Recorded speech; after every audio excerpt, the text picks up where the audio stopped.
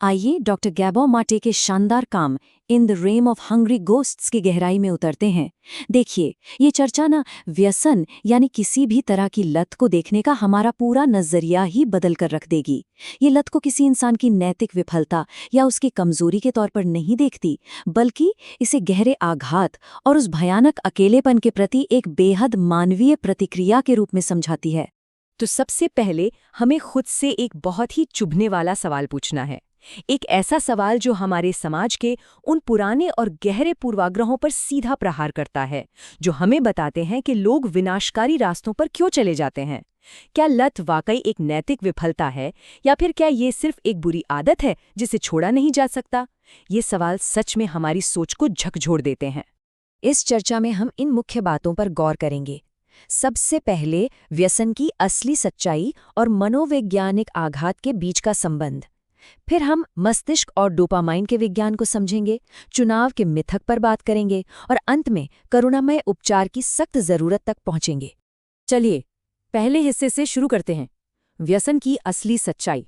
Vancouver के downtown east side में स्थित पोर्टलैंड होटल में काम करते हुए डॉक्टर माटे को जो अनुभव हुए, उन्होंने लत से ग्रसित मस्तिष्क के बारे में उनकी पूरी समझ को ही बदल दिया।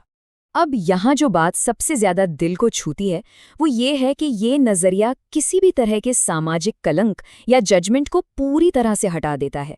ये साफ तौर पर दिखाता है कि गंभीर मानसिक बीमारी और व्यसन से जूझ रहे लोग मादक पदार्थों का इस्तेमाल आखिर करते क्यों हैं। वे ऐसा सिर्फ इसलिए करते हैं ताकि अपनी उस अस्त व्यस्त और दर्द से भरी जिंदगी में उन्हें बस कुछ पल के लिए सुरक्षा और अपनेपन का एहसास हो सके। सच कहूं तो जब असल जीवन में उनके पास कोई शांति या ठिकाना नहीं होता, तब ये नशों में अपना घर खोजने की एक हताश और बेबस कोशिश बन जाती है। आगे बढ़ते हैं दूसरे हिस्से पर, जो है आघात और भूखे भूत। एक सुरक्षित जगह की उसी हताश खोज को समझने के लिए हमें उस मनोवैज्ञानिक खालीपन को देखना होगा जो इंसान को अंदर से खोखला कर देता है। डॉक्टर माटे इस स्थिति को समझाने के लिए बौद्ध धर्म के भूखे भूतों के रूपक का बहुत ही शानदार इस्तेमाल करते हैं।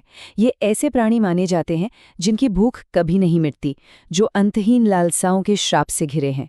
यह रूपक एक ऐसी आत्मा की तस्वीर हमारे सामने रखता है जो एक गहरे आंतरिक खालीपन और एक ऐसी दर्दनाक लालसा से तड़प रही है जिसे कभी भी किसी भी तरह से पूरी तरह शांत नहीं किया जा सकता। तो समझने वाली सबसे अहम बात यह है कि ये आंतरिक शून्यता या खालीपन ऐसे ही अचानक हवा में से पैदा नहीं होता। विज्ञान और डॉक्टर माटे के गहरे अनुभव हमें बताते हैं कि इसकी जड़ें लगभग हमेशा हमारे बचपन के आघात, बहुत ही गहरे तनाव और भावनात्मक उपेक्षा में दबी होती हैं। असल में यही वो नींव है जिस पर आगे चलकर व्यसन की इमारत खड़ी होती है। और अब हम आते हैं अपने तीसरे भाग पर, मस्तिष्क और डोपामाइन। आखिर ऐसा क्यों होता है कि ये आघात इस तरह की विनाशकारी लालसा में बदल जाता है? इसे समझने के लिए हमें दिमाग के भीतर चलने वाली भौतिक प्रक्रियाओं को देखना होगा। यह स्टेप बाय स्टेप चलने वाली एक भौतिक श्रृंखला प्रतिक्रिया है। ये पूरी तरह से स्पष्ट करती है कि कैसे शुरुआती जीवन का वो भावनात्मक दर्द असल में मस्तिष्क के विकास को ही बाधित कर देता है।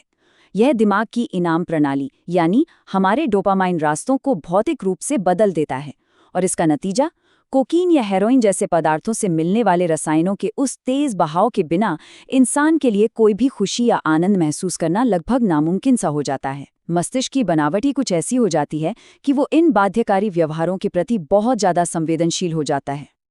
और यहाँ एक बहुत ही गहरा और हैरान करने वाला सच सामने आता है। व्यसन सिर्फ गैर कानूनी ड्रग्स तक सीमित नहीं है, ये पूरी तरह से सार्वभौमिक है। डॉक्टर माटे खुद अपनी मजबूरियों और लत के बारे में खुलकर बात करते हैं, जैसे कि शास्त्रीय संगीत की ढेर सारी सीडी खरीदने का उनका जुनून या फिर जरूरत से ज्यादा काम करने की उनकी लत। ये हमें साबित करता है कि ये सभी व्यवहार, चाहे वे कितने भी अलग क्यों न दिखें, ठीक उसी मस्तिष्क तंत्र से पैदा होते हैं। तो जब हम इस सार्वभौमिक मस्तिष्क रसायन विज्ञान को समझ लेते हैं, तब हम चौथे हिस्से की ओर मुड़ते हैं, चुनाव का मिथक। और ये समझना हमारे समाज की सबसे हानिकारक गलतफहमियों में से एक को तोड़ने के लिए बेहद जरूरी है। जरा इस बिल्कुल स्पष्ट और तीखे अंतर को देखिए।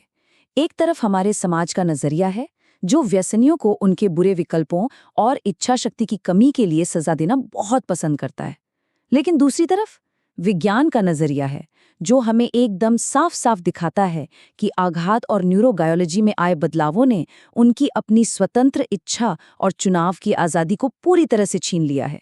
ये उनका कोई नैतिक विकल्प नहीं है, बल्कि ये तो बस जीवित रहने की एक हताश और संघर्षपूर्ण कोशिश है। होता ये है कि जब भावनात्मक आघात को ठीक नहीं किया जाता तो वो कोई हवा में गायब नहीं हो जाता, वो सिर्फ दिमाग तक सीमित नहीं रहता, वो असल में शरीर के भीतर घर कर लेता है और शारीरिक बीमारी या गंभीर दर्द के रूप में सामने आता है। ऐसे में लत अनिवार्य रूप से उन बिना भरे भावनात्मक घावों से निपटने का एक हताश और सच कहें तो बहुत ही खतरनाक तरीका बन जाती है। और अंत में हम अपने 5वें और सबसे अहम हिस्से पर आते हैं, करुणा और उपचार। अगर लत कोई नैतिक अपराध नहीं है बल्कि एक ऐसा सार्वजनिक स्वास्थ्य का मुद्दा है जिसकी जड़ें इंसान के दर्द में हैं, तो हमारी प्रतिक्रिया पूरी तरह से बदलनी ही चाहिए। डॉक्टर माटे उन रणनीतियों की दृढ़ता से वकालत करते हैं जिनसे नुकसान कम हो। सुरक्षित इंजेक्शन साइट प्रदान करना और बिना किसी पूर्वाग्रह या ताने के चिकित्सा देखभाल देना बहुत जरूरी है। सजा की जगह सहानुभूति को अपनाना ही उपचार की प्रक्रिया शुरू करने का एकमात्र वैज्ञानिक और नैतिक रूप से सही रास्ता है। क्योंकि देखिए, सच्चा उपचार केवल मादक पदार्थों का सेवन बंद कर देने से नहीं होता।